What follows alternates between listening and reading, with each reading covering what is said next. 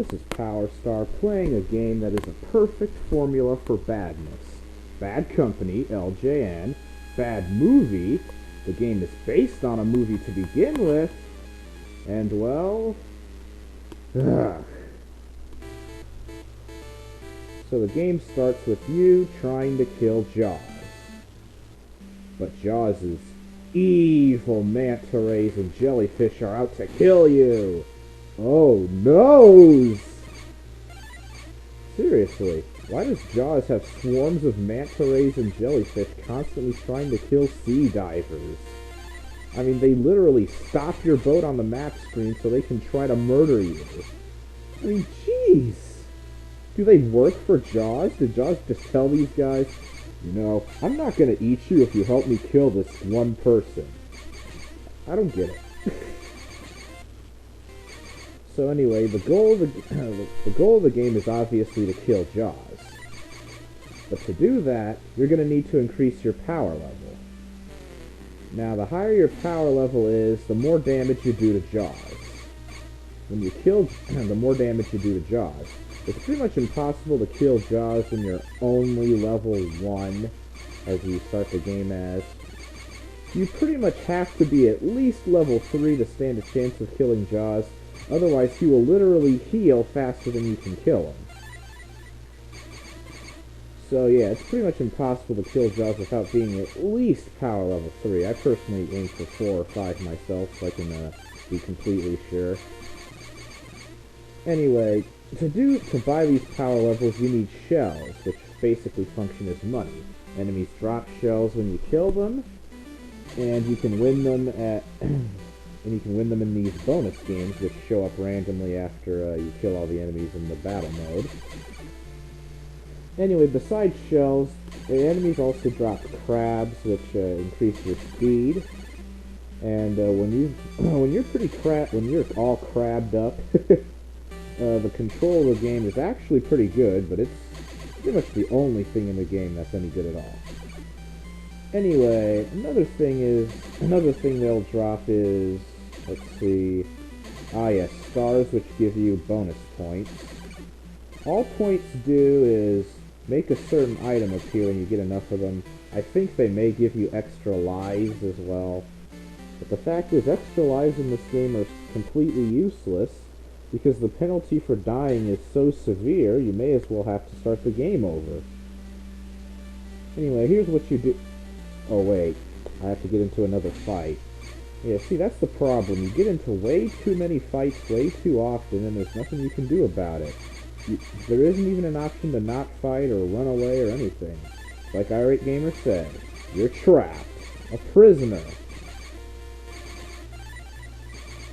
Anyway, notice that it's just jellyfish and manta rays, and there's the occasional shark besides Jaws. Seriously, that's it. There's 4 enemies in the whole game. Jellyfish, manta rays, smaller sharks, and of course, Jaws. Now the first item you get when you go to a marina for the first time, you have to spend 5 shells to buy this worthless receiver. It basically just beeps at you whenever Jaws is near. Now you go back and forth between the marinas. For 3 shells I bought power level 2. Anyway, the Beepotron, all it does is beep, and it's only good for staying away from Jaws. Because if you're actually trying to fight Jaws, it's best to just stand still and let him come to you. That's all you gotta do. Jaws will find you. Anyway, notice how long it took me to get into a fight there. That's just it, it's so random. Sometimes when you have no shells left and you really need to fight to get some more shells, the monsters just won't show up. And if when you really don't want to fight and you have like tons of shells, there's monsters every which way. I mean, jeez, why is it so random? Why isn't there a choice of whether or not you want to fight? I mean, RPG random encounters have nothing on Jaws for the NES. It's so bad. I mean bad. Not 90s bad. Like the Power Glove commercial. It's that kind of bad. Anyway, let's hope I don't get into another fight here. Okay, looks like I got power level 4. That's good. Might be just about strong enough to kill Jaws. Anyway, it's worth noting that I just passed 30,000 points.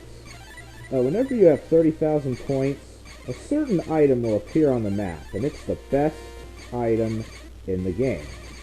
Now granted, there are only crabs, shells, stars, and this item in the game, unless you count the radar and power-ups as further items.